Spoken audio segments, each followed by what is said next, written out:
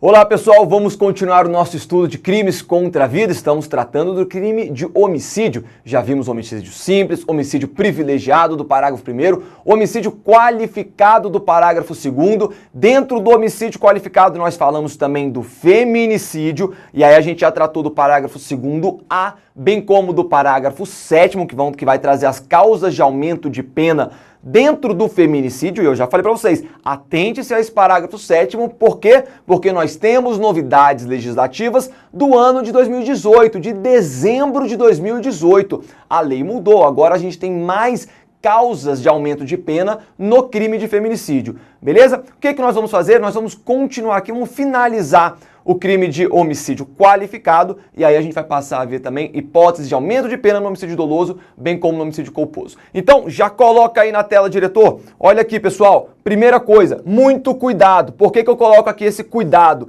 Porque eu tô dizendo o seguinte, olha, o examinador, ele gosta de confundir vocês na hora da prova com isso daqui. Com isso daqui. Ele vai dizer para vocês o seguinte, homicídio de familiar vai causar, ou pode ser chamado de parricídio quando mata o pai, matricídio quando mata a mãe, filicídio quando mata o filho. Ele vai dizer para você que o homicídio de familiar vai qualificar o crime de homicídio. Ele vai dizer que o homicídio de um familiar vai gerar uma causa de aumento de pena no crime de homicídio. Só que você não vai cair nessa não, tá bom? Então olha só, quando você mata um familiar, não qualifica e nem vai gerar uma causa de aumento de pena. O que pode gerar? Pode ser uma outra qualificadora em razão de outras situações. A gente pode ter uma causa de aumento de pena em razão de outras situações, não pelo simples fato de ter praticado o homicídio contra um familiar.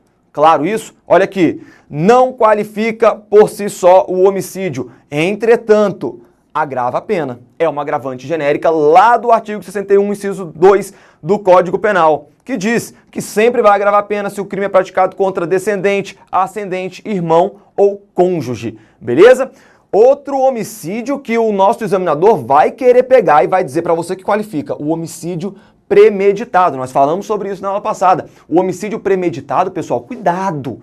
O homicídio premeditado não qualifica o crime. O homicídio premeditado ele pode ser um homicídio simples, a gente pode ter mesmo um homicídio privilegiado que seja premeditado, desde que, obviamente, nós temos 3 hipóteses de homicídio privilegiado. Se for relevante valor moral, é possível premeditado e ser um homicídio privilegiado? Sim. Se o homicídio for praticado em razão de relevante valor social, é possível ser premeditado? Sim, é possível. E pode ser um homicídio privilegiado. Entretanto, se for um homicídio praticado por razões sob violenta emoção, logo em seguida a injusta provocação da vítima, aí a gente falou, cuidado, porque é incompatível este privilégio da violenta emoção, logo em seguida a injusta provocação da vítima, com a premeditação. Simples. O privilégio é exatamente o homicídio ser praticado no momento que o agente está nervoso, no momento que ele foi provocado, logo em seguida a essa injusta provocação da vítima. Se eu premedito um homicídio privilegiado como este, simplesmente é incompatível. Eu não tenho como premeditar, sendo que o privilégio diz que o homicídio tem que ser praticado logo em seguida à injusta provocação da vítima. Viu só? Mas, com relação ao relevante valor moral e ao relevante valor social, eu posso ter um homicídio privilegiado que será premeditado. Beleza? Então, aqui, ó, cuidado. Homicídio premeditado não qualifica por si só o homicídio. Pode funcionar, entretanto, como uma circunstância judicial para a dosimetria da pena, lá na primeira fase, que leva em consideração as circunstâncias do artigo 59 do Código Penal. Beleza? Aí se o juiz fala, olha, houve uma premeditação aqui, vou levar isso em consideração para aumentar a pena do cidadão, do sujeito, beleza, ele pode fazer isso daqui lá na primeira fase. Não vai ser uma agravante, tampouco será uma causa de aumento de pena ou uma qualificadora. Muito bem, quis trazer isso daqui porque o examinador, ele gosta de pegar nesses 2 pontos e eu não queria que vocês ficassem aí, passasse desapercebido para vocês. Beleza, olha só, galera, se liga nessa jurisprudência. Érico, você acha que essa jurisprudência vai cair na nossa prova? Eu não sei. Tá? De qualquer maneira, ela é muito polêmica. E às vezes o examinador ele gosta de trazer uma polêmica aí para ver se ele está ligado aí, para ver se a gente está ligado na jurisprudência. Então olha só, olha aqui a situação. Homem com o intuito de matar seu filho golpeia a barriga da mãe, justamente no local que o exame havia apontado que estava a cabeça do feto. Opa, calma aí. Esse filho aqui, galera, ele tá dentro da barriga da mãe, tá bom? Ele quis matar o filho, mas o filho estava dentro da barriga da mãe. E o cara é tosco. Ele pega e golpeia, dá um soco, dá uma paulada na barriga da mãe para atingir a cabeça do feto. Em razão das lesões, a vítima tem o parto acelerado e a criança nasce com vida. Beleza, beleza. Mas dias depois, em razão do nascimento prematuro, essa criança vem a morrer. Tá bom? Então ela nasceu com vida. Mas ela levou uma paulada tão grande, viveu, ficou lá no hospital. Dias depois do nascimento, ela morreu. E aí, eu pergunto para vocês aqui agora, como que nós vamos tipificar a ação, a conduta deste homem? Ele agride a sua mulher com a intenção de matar o seu filho que está dentro da barriga da mãe. Eu falei que essa decisão aqui era polêmica, não falei? Olha aqui, olha aqui. Como você então tipificaria esse caso? Vou dizer para vocês como que o STJ tipificou, tá bom? No HC 85298 de Minas Gerais. Ele diz o seguinte, ele falou que vai ter aqui duas vítimas nesse caso. Nós vamos ter a mãe, ela será uma vítima, e com relação à mãe, ele praticou uma lesão corporal grave. Artigo 129, parágrafo 2º, parágrafo 1º, inciso 5º, 4º do Código Penal, tá? Que vai falar da lesão corporal grave pela aceleração do parto. Aceleração do parto. Professor, mas a intenção dele era matar o filho que estava na barriga. A intenção dele não era lesionar a mãe. Pessoal, aqui não se aplica o princípio da consunção não, tá bom? Ele vai responder porque ele sabia que para matar o filho, pelo menos o método que ele utilizou, ele teria que agredir a mãe. E ele agrediu a mãe. E ela sofreu uma lesão corporal grave em razão da aceleração do parto. Beleza? Então ele será punido por isso. E a outra vítima é exatamente o filho. Aqui que está o grande detalhe, por isso que a gente está falando de homicídio. Vocês acham que isso daqui seria um aborto? Pois bem, muita gente acha. Mas o STJ, nesse caso específico, ele diz o seguinte... A intenção do pai, vem comigo, a intenção do pai não era matar o seu filho? Ele conseguiu matar? Conseguiu. Nós temos o crime de homicídio, que é um crime contra a vida, e nós temos o crime de aborto, que também é um crime contra a vida. A intenção do agente era matar o filho. Só que o aborto ocorre quando você mata um feto. Lembra que nós falamos lá na primeira aula de homicídio que a partir do momento que a vida extrauterina, que existe vida extrauterina, a gente já estará diante do crime de homicídio? Pois bem, então o STJ diz o seguinte, isso daqui foi homicídio dessa criança, porque a criança nasceu com vida, ela teve vida extrauterina e depois veio a morrer. Esse pai, portanto, em relação ao filho, foi autuado no artigo 121, e aí o STJ entendeu que no caso cabia qualificadoras, tá bom? Então parágrafo 2º, e aí colocou a qualificadora do motivo torpe, colocou a qualificadora do recurso que dificulta a defesa da vítima, mas o fato é que ele respondeu pelo crime de homicídio. Mais uma pergunta, que aí o STJ respondeu também.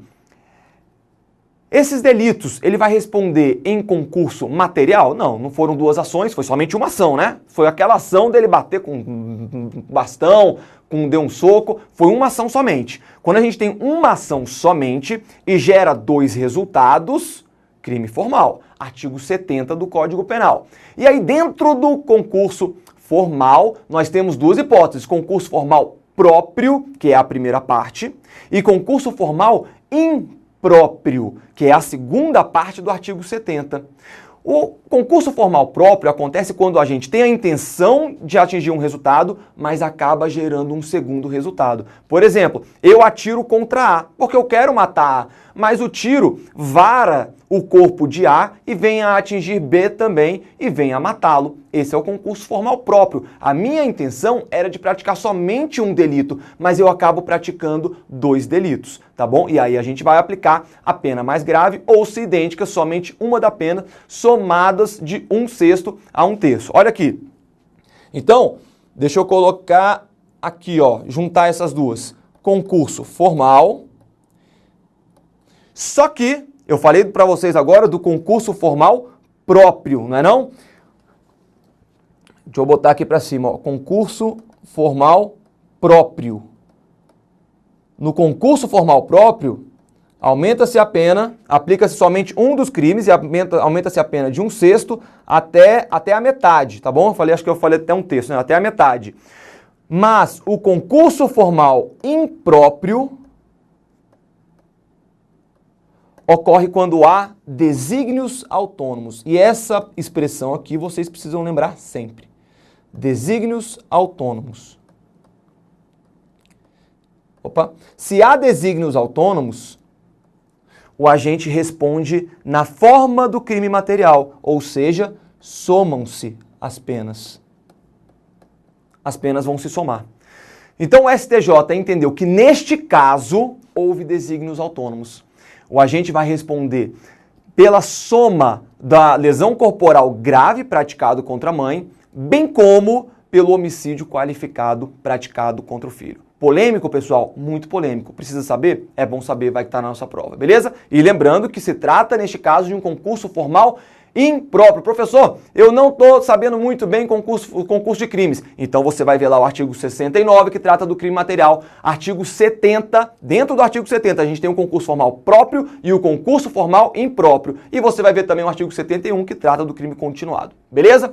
Muito bem. Galera, olha aqui, olha na tela. Vamos falar agora do homicídio doloso circunstanciado. Professor, qual que é a diferença entre o homicídio doloso circunstanciado e o qualificado? Bem, o qualificado, a lei já traz pra gente uma pena específica. No circunstanciado, ela vai trazer uma causa de aumento de pena, uma majorante.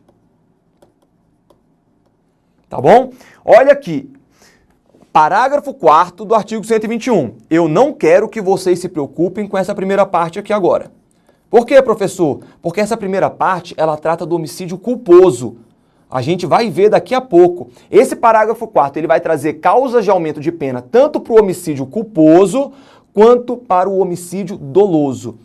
Esquece essa primeira parte. Eu quero aqui, ó. Eu quero aqui, a partir daqui, que a gente vai ver a causa de aumento de pena do homicídio doloso. Sendo doloso o homicídio, a pena é aumentada de 1/3 se o crime é praticado contra pessoa menor de 14 anos ou maior de 60 anos. Aqui, pronto.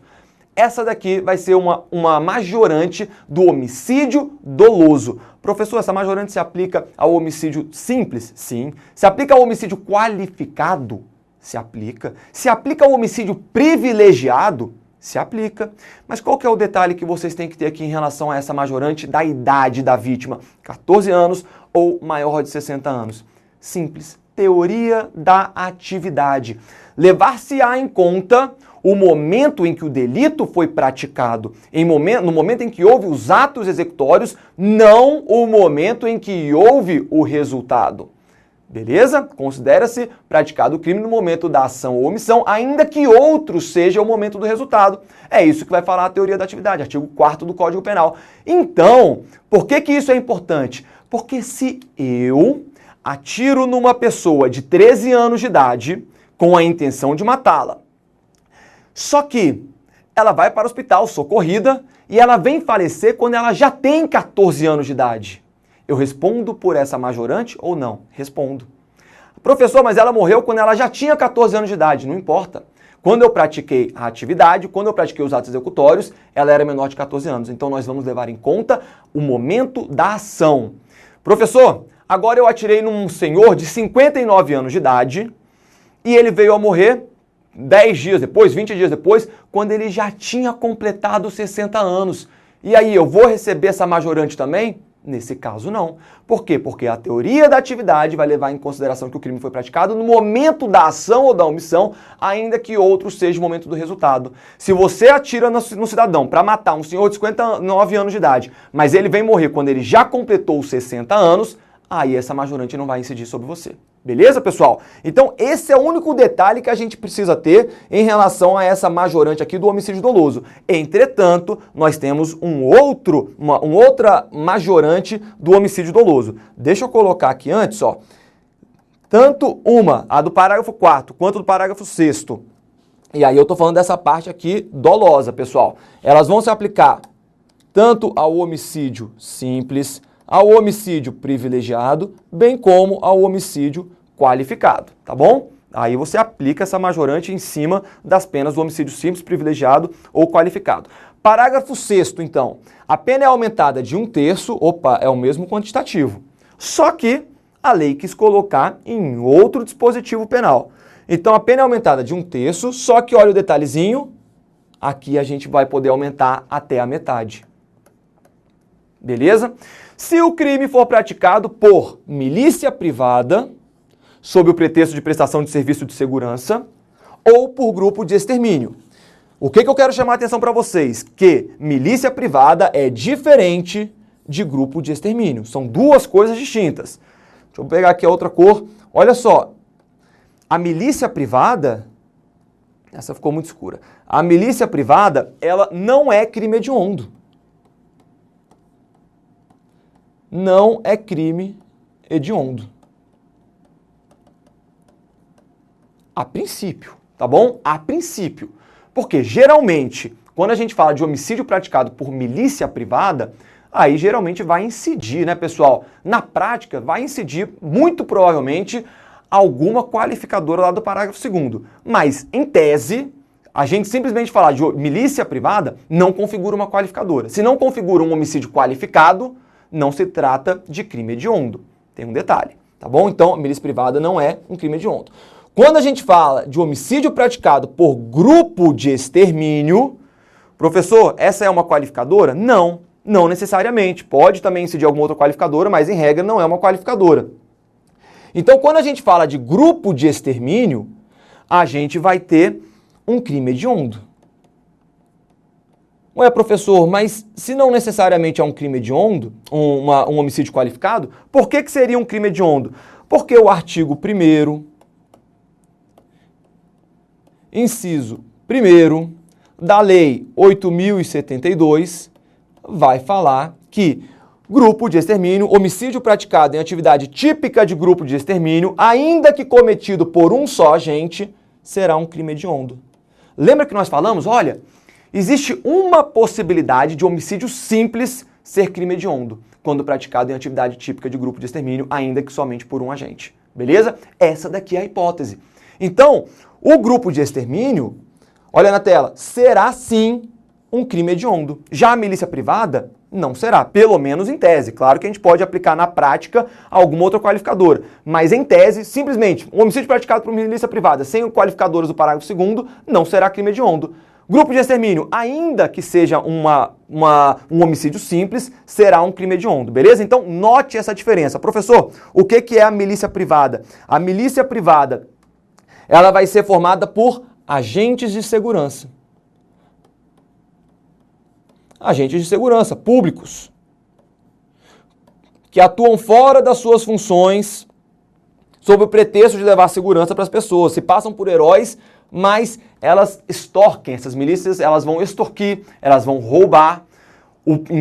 A intenção final delas é obter ganho financeiro, tá bom? Essas serão as milícias, formadas por agentes de segurança.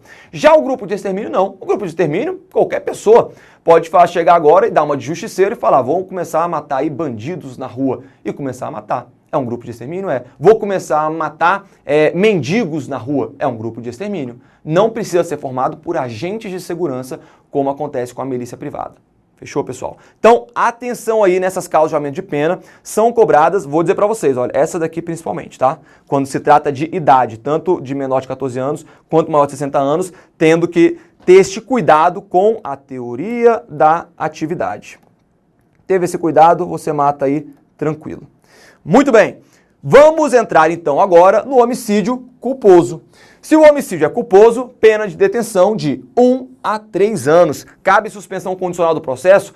Cabe. Cabe os demais benefícios da Lei 9.099? Não, não vai caber. Pessoal, com relação ao homicídio culposo, a gente tem que lembrar que existem 3 formas de termos crimes culposos. Primeiro, mediante negligência. A negligência é a culpa negativa. Anote isso aí, culpa negativa.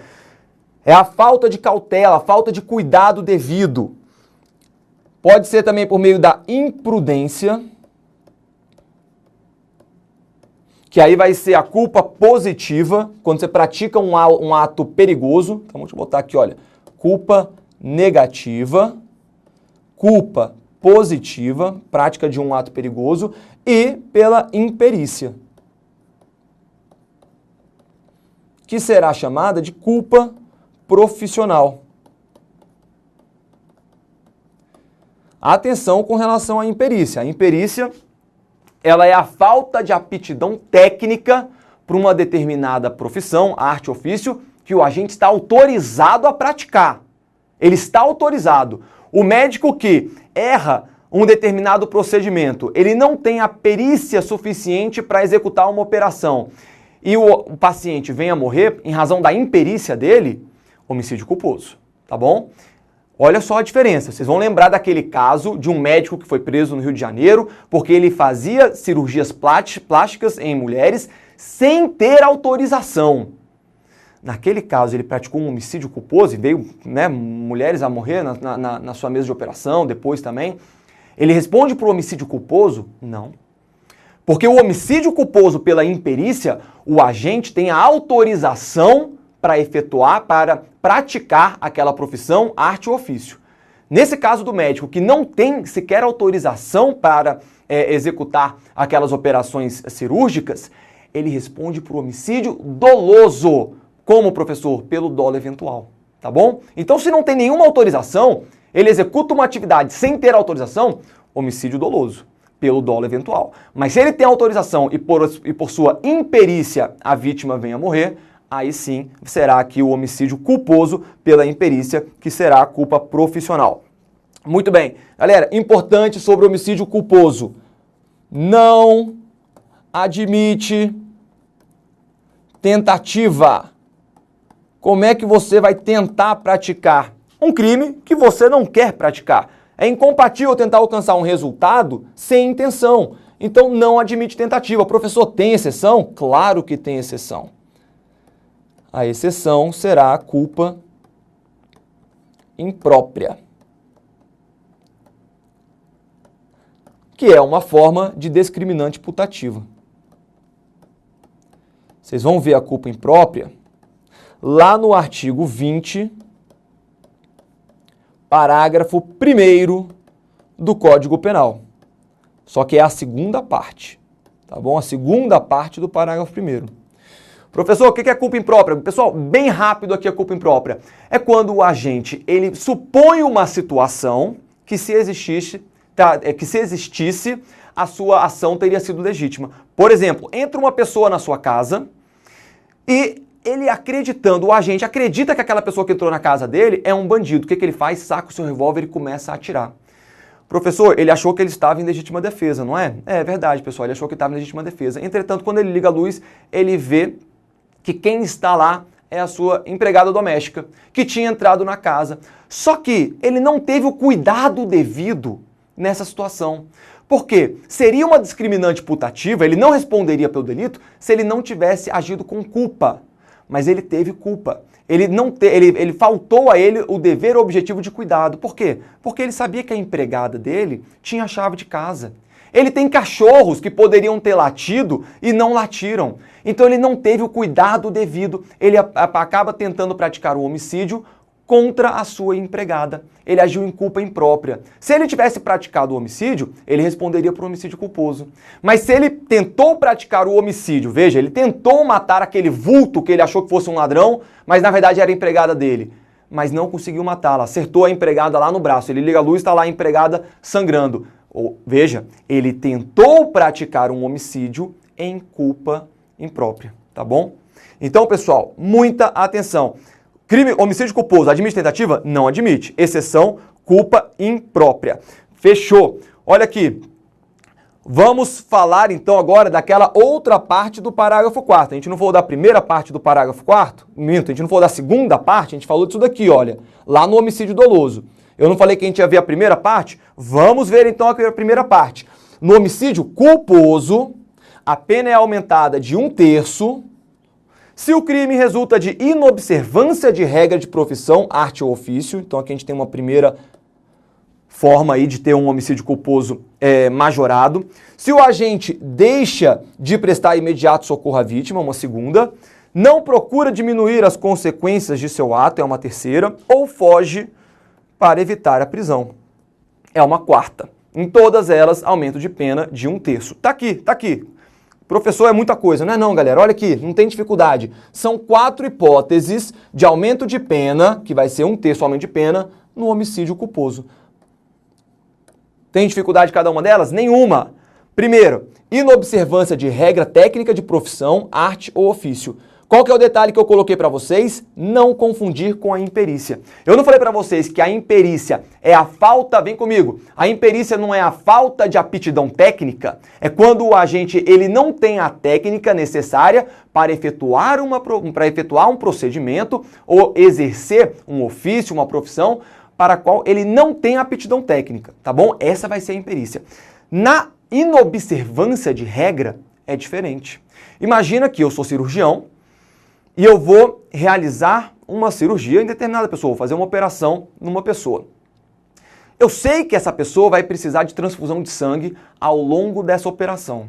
Pessoal, se eu sei que a vítima, né, esse paciente vai precisar de uma transfusão de sangue, o que eu tenho que fazer, eu como médico?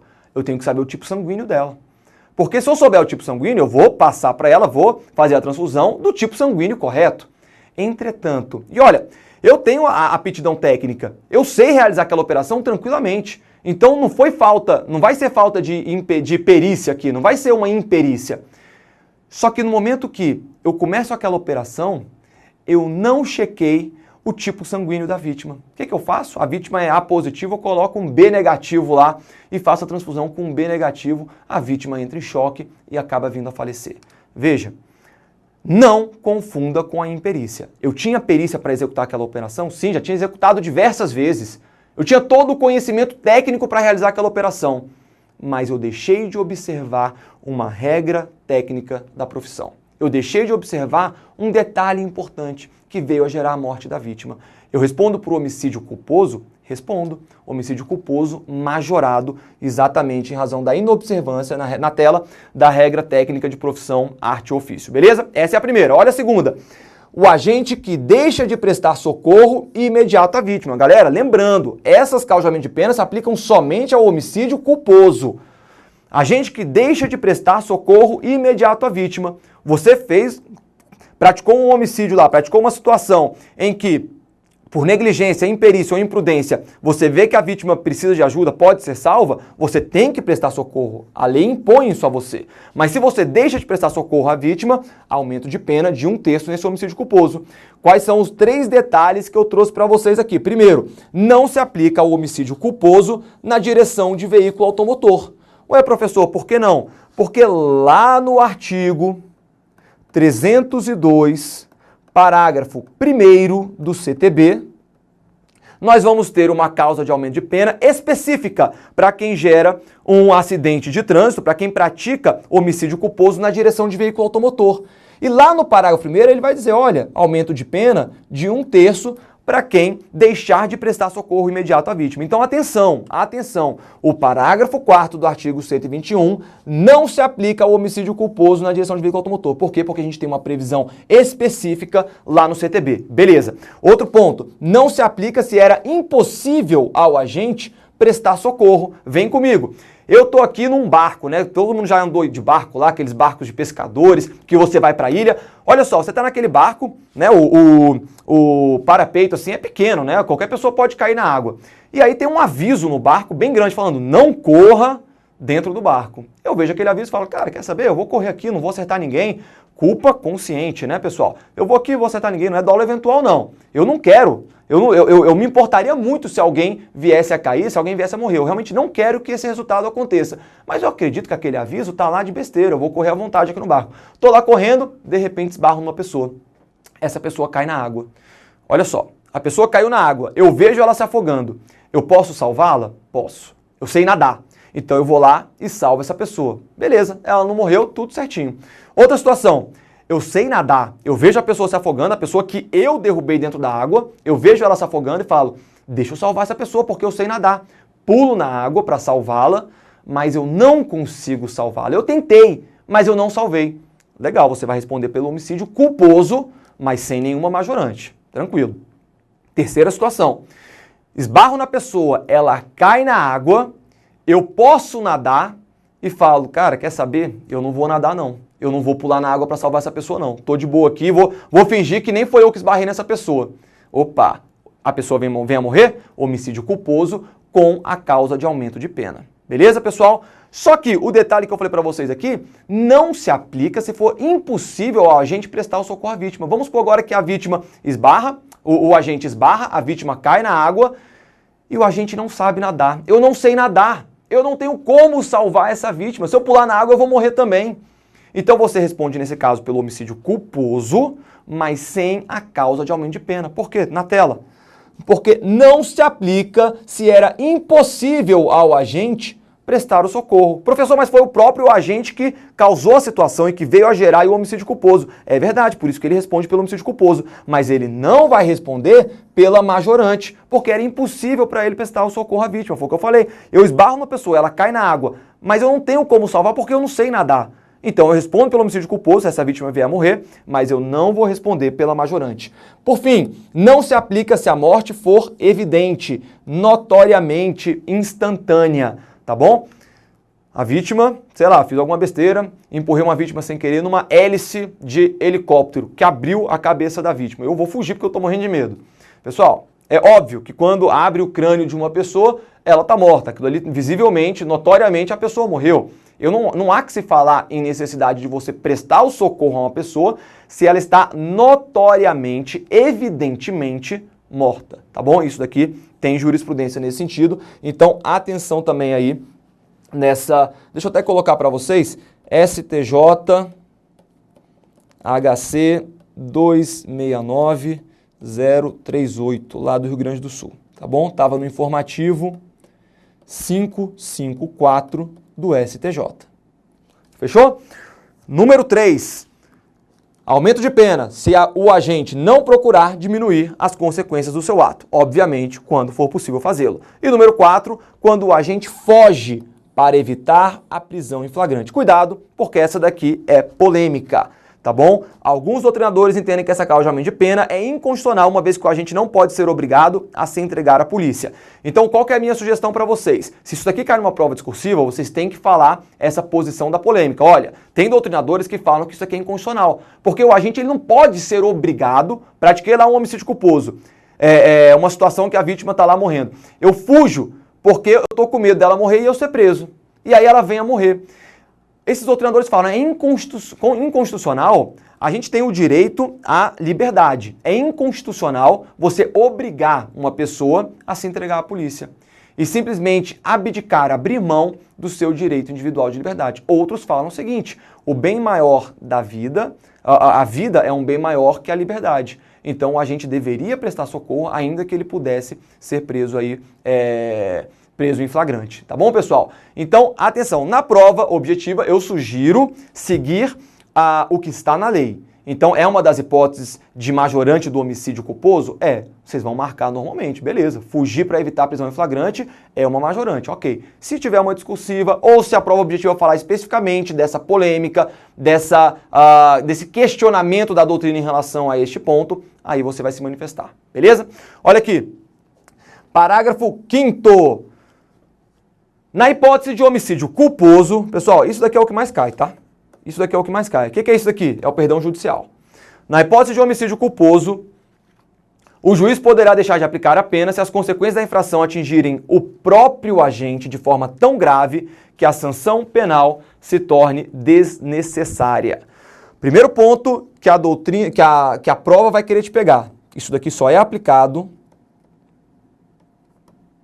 somente no homicídio culposo, tá bom? A prova vai trazer para vocês essa possibilidade de perdão judicial no homicídio doloso. O que você vai marcar? Errado.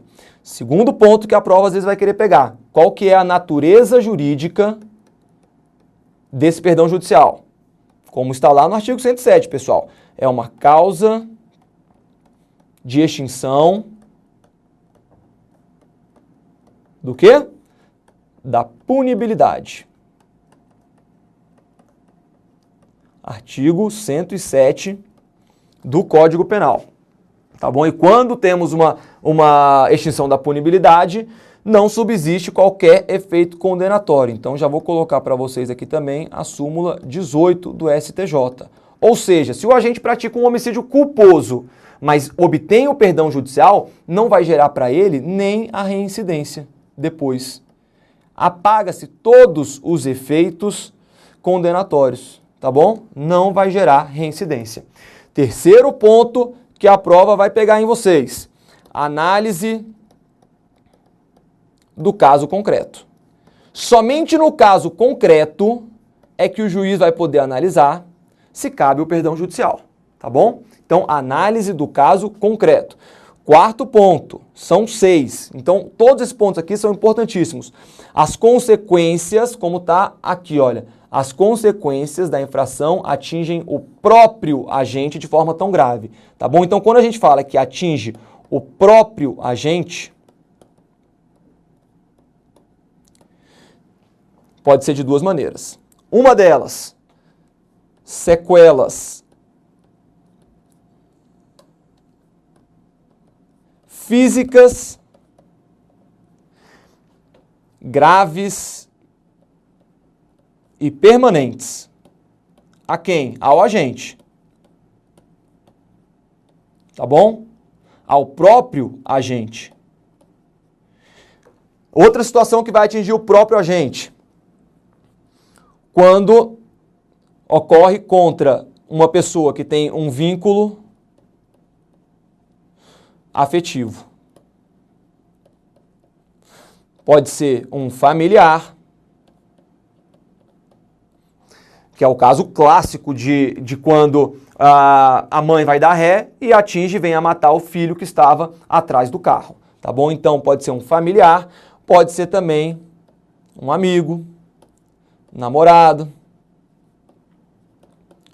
ou namorado, tá bom, pessoal? Então, vai atingir o próprio agente se gerar sequelas físicas graves e permanentes no agente ou quando tiver um vínculo afetivo. E aí tem a pergunta que a prova vai fazer para vocês. Ela vai dizer o seguinte: e se, vem comigo, e se as sequelas psíquicas forem extremamente graves? Ou seja, aquele homicídio culposo causado pelo agente veio a gerar uma sequela psíquica grave. O agente entrou numa depressão profunda. Ele vai poder obter o perdão judicial? Não. Tá bom? Então, olha aqui. A sequela tem que ser física. E tem que gerar... Ou então pode ser alguma sequela que venha a ser gerada contra uma pessoa, contra o próprio agente, ou contra um familiar, contra um amigo, um namorado, alguém que realmente tenha um vínculo afetivo próximo com a vítima, tá bom? Não basta... Então, vamos botar aqui, olha. Efeitos psicológicos. Não. Tá bom? Onde está isso? Informativo 542 do STJ. Tá bom?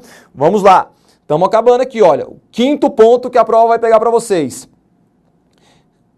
Cabe o perdão judicial aqui do parágrafo 5º, tá bom? Do artigo 121. Opa! No homicídio culposo na direção de veículo automotor. Então a gente aplica esse parágrafo 5º no homicídio culposo na direção de veículo automotor. Foi o que eu dei o exemplo para vocês da mãe que vai dar ré no carro, vem comigo, a mãe vai dar a ré no carro e mata o filho ou a filha que estavam atrás do carro. Passa por cima deles, ele vem a morrer. Esse é o caso clássico aí do perdão judicial. Veja, a mãe que vem a matar o seu filho culposamente, aquilo já vai gerar uma dor tão grande que a pena passa a ser desnecessária, tá bom? É o que está aqui no parágrafo 5º, olha. A infração atinge o próprio agente de forma tão grave que a sanção penal se torna desnecessária. É o caso da mãe que mata a própria filha ou o próprio filho. E o sexto ponto, não menos importante, galera, na verdade isso aqui talvez seja o mais importante. Trata-se de direito subjetivo do réu. Tá bom? O perdão judicial é um direito subjetivo do réu. Por que é importante falar isso? Porque olha aqui na lei, e é por isso que a gente sempre traz a lei para vocês, a lei diz, o juiz poderá deixar de aplicar a pena. Ele não pode, ele deve deixar de aplicar a pena se, na análise do caso concreto, estiverem presentes os requisitos da lei. Então, se no caso concreto foi constatado que aquele homicídio culposo atingiu de maneira tão grave o próprio agente, de forma que se torne desnecessário a pena, se isso foi constatado, aí é direito subjetivo do réu. O juiz está obrigado a conceder o perdão judicial. Beleza, pessoal? Com esses pontos aqui, vocês matam qualquer questão de perdão judicial, eu garanto a vocês. Por isso que eu quis escrever cada um deles aqui, pra gente não perder nada. Muito bem, vamos fazer o seguinte? Vamos tirar um intervalo, na volta a gente continua. Abraço!